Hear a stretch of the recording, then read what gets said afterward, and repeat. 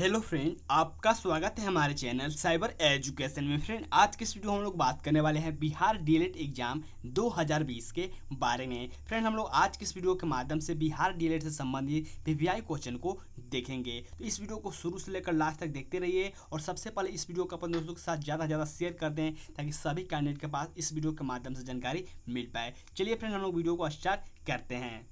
तो फ्रेंड, यहाँ से देख सकते हैं मैंने इस क्वेश्चन के पीडीएफ को ओपन कर रखा है। अगर आप इस पीडीएफ का नोट्स चाहते हैं तो आप वीडियो के डिस्क्रिप्शन में आपको टेलीग्राम ग्रुप का लिंक मिल जाएगा या फिर व्हाट्सअप ग्रुप का लिंक मिल जाएगा। उस ग्रुप के लिंक पर क्लिक करके आप ग्रुप को ज्वाइन कर लीजिए। वहाँ पर हम डेली आपको बिहार डीएलएड से संबंधित जीके जीएस का आपको नोट्स प्रोवाइड करते हैं, तो उस ग्रुप को आप जरूर ज्वाइन कर सकते हैं। यहाँ पर देखिए पहला क्वेश्चन मेंशन किया गया है, भारत में बैंकों का पहली बार राष्ट्रीयकरण हुआ था। यानी कि यहाँ से आपको बताना है कि भारत में बैंकों का पहली बार राष्ट्रीयकरण कब हुआ था। कमेंट बॉक्स में आप कमेंट करके अपना आंसर जरूर बताएं। तो भारत में आपको बैंकों का पहली बार राष्ट्रीयकरण हुआ था, ये हुआ था आपको 9 जुलाई 1969 ईस्वी में। यानी कि यहाँ से सी ऑप्शन बिल्कुल राइट आंसर हो जाएंगे इस क्वेश्चन के। देखिए इस क्वेश्चन में यहाँ पे ऑप्शन में यहाँ पर डेट नहीं मेंशन किया गया, लेकिन कभी कभी आपको डेट के साथ पूछ लिया जाता है कि भारत में बैंकों का पहली बार राष्ट्रीयकरण कब हुआ था। ये हुआ था आपको 9 जुलाई 1969 ईस्वी में। तो आपको डेट भी याद रखना है। नेक्स्ट क्वेश्चन यहाँ से देखिए फ्रेंड मेंशन किया गया है,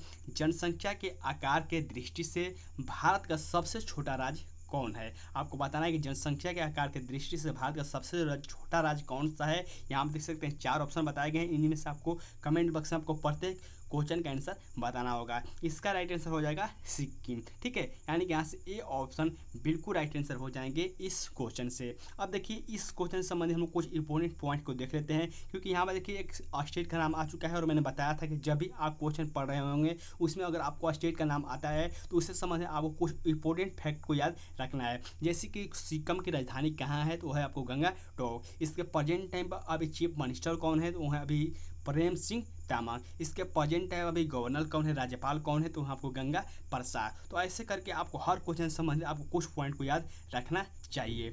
नेक्स्ट यहाँ से देखिए मेंशन किया गया है, 1 जुलाई 2017 को भारत में जीएसटी का अपैरिज शुभारंभ कब हुआ था। यानी कि यहाँ से पूछा जाए कि 1 जुलाई 2017 में भारत में जीएसटी की शुरुआत हुई थी, ये कहाँ से हुई थी। यहाँ पे स्थान पूछा जा रहा है। तो यहाँ पे देखिए इस ऑप्शन से बहुत सारे ऐसे कैंडिडेट होते हैं जो कंफ्यूज हो जाते हैं। तो आपको कंफ्यूज होने की जरूरत बिल्कुल नहीं है। इसका राइट आंसर हो जाएगा आपको संसद भवन से। ठीक है, यहाँ पे संसद भवन से इसको आपको 1 जुलाई 2017 को भारत में जीएसटी का अपैरिज शुभारंभ हुआ था। यानी कि यहाँ से ए ऑप्शन बिल्कुल राइट आंसर हो जाएंगे इस क्वेश्चन के। ठीक है, चलिए हम लोग नेक्स्ट क्वेश्चन की ओर बढ़ते हैं। नेक्स्ट यहाँ से देख सकते हैं फ्रेंड मेंशन किया गया है, पारादीप बंदरगाह किस राज्य में स्थित है। तो यहाँ से आपको बताना है कि पारादीप बंदरगाह किस राज्य में स्थित है। यहाँ से आप देख सकते हैं 4 ऑप्शन बताए गए, इनमें से आपको राइट आंसर बताना होगा। इसका राइट आंसर हो जाएगा उड़ीसा। ठीक है, यानी कि यहाँ से बी ऑप्शन बिल्कुल राइट आंसर हो जाएंगे इस क्वेश्चन के। अब देखिए फिर इस क्वेश्चन में आपको एक स्टेट का नाम आ चुका है और इस स्टेट से संबंधित हम लोग कुछ इंपॉर्टेंट पॉइंट को याद रख लेते हैं। और मैं आपको बता दूं कि अगर आपको ये सब जानकारी मालूम है तो आप मेरे साथ रिपीट कीजिए, आपको कोई परेशानी नहीं होनी चाहिए रिपीट करने में। देखिए उड़ीसा के बारे में हम लोग बात करते हैं, तो उड़ीसा की राजधानी क्या है, तो ये आपको भुवनेश्वर। इसके प्रेजेंट टाइम पर अभी चीफ मिनिस्टर कौन है, तो आपको नवीन पटनायक। इसके प्रेजेंट टाइम पर अभी राज्यपाल कौन है, तो अभी गणेशी लाल। ठीक है, नेक्स्ट क्वेश्चन को हम लोग बढ़ते हैं। नेक्स्ट यहाँ से देखिए फिर मेंशन किया गया है, 2011 की जनगणना के अनुसार बिहार की जनसंख्या दृष्टि से भारत में राज्यों का कौन सा स्थान है। यानी कि यहाँ से पूछा जाए कि 2011 की जनगणना के अनुसार बिहार की जनसंख्या के दृष्टि से भारत में राज्यों का कौन सा स्थान है। यानी कि आपको बिहार का स्थान बताना है कि जनसंख्या की दृष्टि में कौन से स्थान पर है। इसका राइट आंसर हो जाएगा आपको तृतीय। ठीक है, यानी कि यहाँ से ए ऑप्शन बिल्कुल राइट आंसर हो जाएंगे इस क्वेश्चन के। चलिए हम लोग अगले क्वेश्चन की ओर बढ़ते हैं। नेक्स्ट यहाँ से देखिए मेंशन किया गया है, भारत के किस पड़ोसी देश को ड्रग यूल के नाम से संबोधित किया जाता है। यानी कि आपको एक भारत के पड़ोसी देश का नाम बताना है जिसे आपको ड्रग यूल के नाम से संबोधित किया जाता है। तो यहाँ से इसका राइट आंसर हो जाएगा आपको भूटान। यानी कि यहाँ सी ऑप्शन बिल्कुल राइट आंसर हो जाएंगे इस क्वेश्चन के।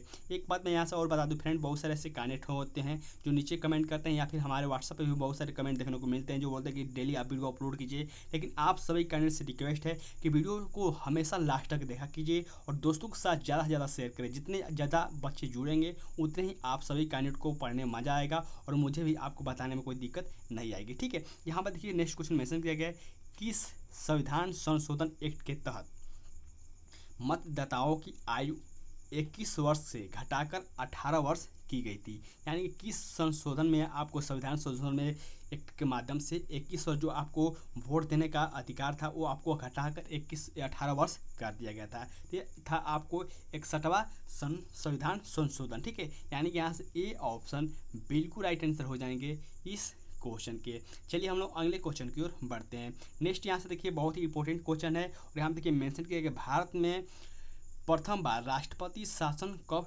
लागू किया गया था। यहाँ से देखिए आपको भारत नहीं लिखा गया लेकिन यहाँ प्रथम बार लिखा गया है, यानी कि भारत की बात की है। तो भारत में आपको प्रथम बार राष्ट्रपति शासन लागू कब किया गया था ये आपको बताना है डेट के साथ। चलिए इसका राइट आंसर कमेंट बॉक्स में बताइए, मैं आपको इसका राइट आंसर बताता हूँ। जो भारत में आपको प्रथम बार राष्ट्रपति शासन लागू किया गया था ये किया गया था आपको 20 जून 1951 ईस्वी में। यानी कि यहाँ से बी ऑप्शन बिल्कुल राइट आंसर हो जाएंगे।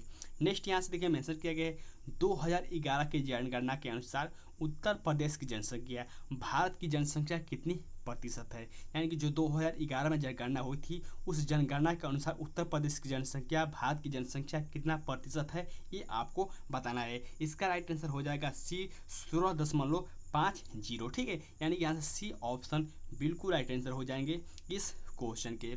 नेक्स्ट यहाँ से देख सकते हैं फ्रेंड मेंशन किया गया है प्रथम बार राष्ट्रपति शासन किस राज्य में लागू किया गया था। तो हमने अभी पिछले क्वेश्चन में देखा था कि आपको प्रथम बार राष्ट्रपति शासन लागू हुआ था आपको 20 जून 1951 ईस्वी में। अब यहाँ से पूछा जा रहा है कि आपको किस राज्य में लागू हुआ था, यानी कि यहाँ से आपको स्टेट का नाम बताना है। तो इसका राइट आंसर आप कमेंट बॉक्स में जरूर बताएं। इसका राइट आंसर हो जाएगा आपको पंजाब। ठीक है, यहाँ से आपको डी ऑप्शन बिल्कुल राइट आंसर हो जाएंगे इस क्वेश्चन के। चलिए हम लोग अगले क्वेश्चन की ओर बढ़ते हैं। नेक्स्ट यहाँ से देखिए मेंशन किया गया है प्रधानमंत्री की नियुक्ति राष्ट्रपति करता है, यह किस अनुच्छेद में वर्णित है। यानी कि यहाँ से आपको अनुच्छेद बताना है कि प्रधानमंत्री की नियुक्ति राष्ट्रपति द्वारा किया जाता है, यह किस अनुच्छेद में वर्णित है। ये वर्णित है आपको अनुच्छेद 75 में। ठीक है, यानी कि यहाँ से सी ऑप्शन बिल्कुल राइट आंसर हो जाएंगे इस क्वेश्चन के।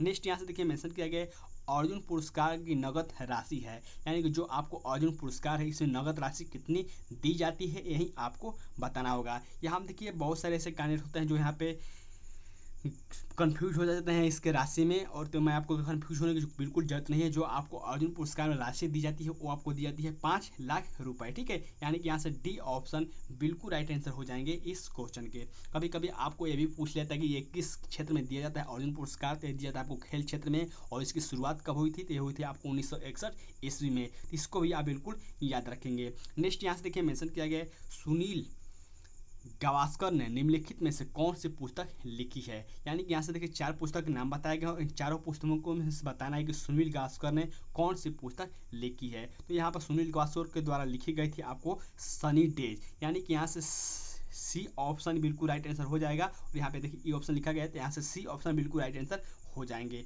अगर आप थोड़ा भी क्रिकेट देखते होंगे तो सुनील गावस्कर को सनी के नाम से भी जाना जाता है, इनके नाम से भी इस क्वेश्चन के राइट आंसर को आप पकड़ सकते हैं। नेक्स्ट यहाँ से देखिए मेंशन किया गया है हमारे देश में वन महोत्सव दिवस कब मनाया जाता है। तो वन महोत्सव दिवस मनाया जाता है आपको 1 जुलाई को। ठीक है, यानी कि यहाँ से डी ऑप्शन बिल्कुल राइट आंसर हो जाएंगे इस क्वेश्चन के।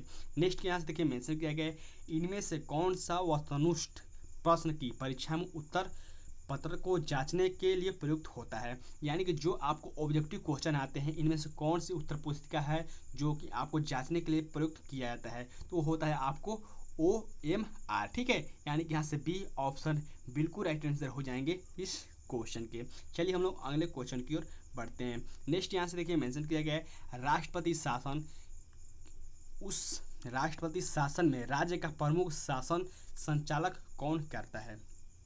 आपको बताना है कि राष्ट्रपति शासन में राज्य का प्रमुख शासन संचालक कौन करता है। ये करता है आपको राज्यपाल, यानी कि यहाँ से बी ऑप्शन बिल्कुल राइट आंसर हो जाएंगे इस क्वेश्चन के। चलिए हम लोग अगले क्वेश्चन की ओर बढ़ते हैं।